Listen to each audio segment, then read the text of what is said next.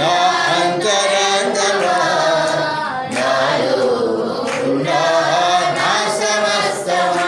Praise lord, praise lord. తరతరాలుగా మనిషిని పీడించి బాధించి బలహీనపరిచి భయపెట్టింది మరణం. ప్రతి వ్యక్తి కూడా చివరి శత్రువు మరణం అన్నారు పౌలు. చూడు ఒకసారి రోమపత్రిక మనం చదివినట్లయితే దేవుని యొక్క వాక్యంలో ఈ విధంగా రాయబడింది. శత్రువు ఎవరు? ఈ లోకంలో మనం మరి భయంకరమైన దినాల్లో మనం ఉన్నాం. మరి రోమపత్రిక 5వ అధ్యాయం 10వ వచనం 5:10 5వ అధ్యాయం 10వ వచనంలో మనము శత్రువుగా ఉన్నప్పుడే దేవుడు తన కుమారుని మరణము ద్వారా తనతో సమాధానపరచుకొనెను. మరి ఇప్పుడు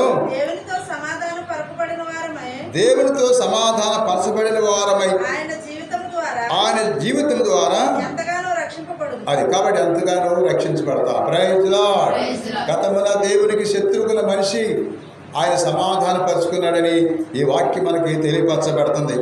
అలాగే మనం చూసినట్లయితే 1 కొరింథీ పత్రిక 11వ అధ్యాయం 26వ వచనం 11:26 15:26 1 కొరింథీ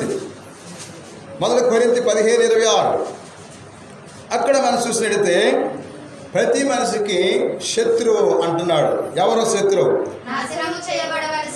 నాశనము చేయబడవలసిన చివరి శత్రువు మృత్యువు. కాబట్టి ఎవరికి శత్రువు ఎవరు? అక్కడితో క్లోజ్ అయిపోతుంది లైఫ్. చూసారా? అటువంటి మరణాన్ని ప్రభు జయించాడు. ఓ మరణమా నీ విజయం ఎక్కడా? ఓ మరణం.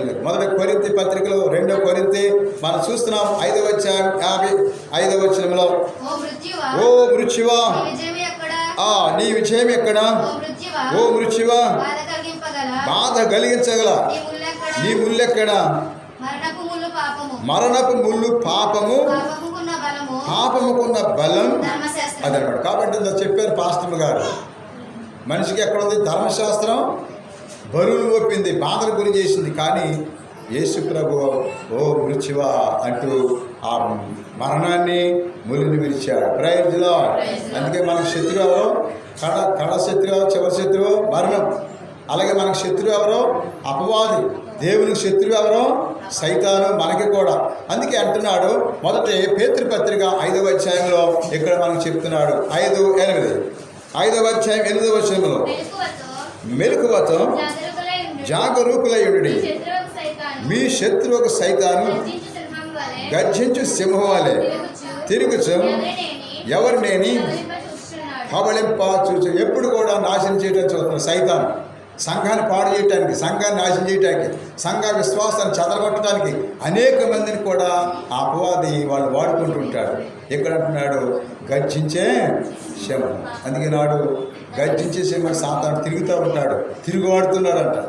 అందుకే నాడు మన సంఘాల్లో కూడా అనేక కష్టాలు, శ్రమలు, బాధలు, పనిని ఆధ్యాత్మిక వెళ్ళకోకుండా ఏదో డ్రాప్ చేసుకుంటూ ఇటువంటి సాతాను పొంచి ఉంటుంది. అందుకని ఓ మృత్యువన్న నా దేవుడు. ఇక్కడ శత్రువు ఎవరంటే అపవాది మనకు శత్రువే. నిత్యం ప్రతిరోజు కూడా సంఘాల గురించి, పాస్టర్ గారి గురించి, గురువుల గురించి, యాజకుల గురించి, దేవుని బిడ్డల గురించి ఎప్పుడు ఫిర్యాదు చేద్దాం దేవుడికి. ఖాళీ లేకపోకుండా చాడీలు చెప్తాను. చూడు దర్శన గ్రంథం 12వ అధ్యాయంలో దాని ఉత్తి ఏంటంటే 12వ అధ్యాయంలో మనం చూస్తాం 1వ వచనం 12వ అధ్యాయం 1. సాతాను పని ఏంటి? సాతాను చేసే పని ఏంటి? ఈ కృపాయుగంలో, ఈ పరిశుద్ధాత్మికలో సైతాను చేసే పని ఏంటంటే ఇక్కడ చెప్తున్నాడు 12:1 అంతటి దివ్యందు ఒక గొప్ప సంకేతము అది. తర్వాత 10వ వచనంకి రండి. 10 అంతటి దివ్యందు గంభీర కంఠస్వరము ఇట్లు పలుకుట వింటిని ఇప్పుడు దేవుని రక్షణము వచ్చినది. రాజుగా దేవుడు తన శక్తిని ఇప్పుడు ఆయన మెస్సయ్యగా తన అధికారం నెరవేర్చును. ఏదైనా నిన్నున్నామా సరిగా ఎలా గడచేకో మన సోదరులపై, సంఘ బిడ్డలపై, మన సోదరులపై నేరం మోపువాడు రేయింపవులు దేవుని ఎదుట దూషించిన వాడు దివి నుండి అది చాలు. కాబట్టి నిరంతరం రాత్రింబావులు కూడా, రేయింబావులు కూడా ఖాళీ లేకోకుండా దేవుని బిడ్డల మీద నేరాలు మోపుతున్నట్ట. ఎవరో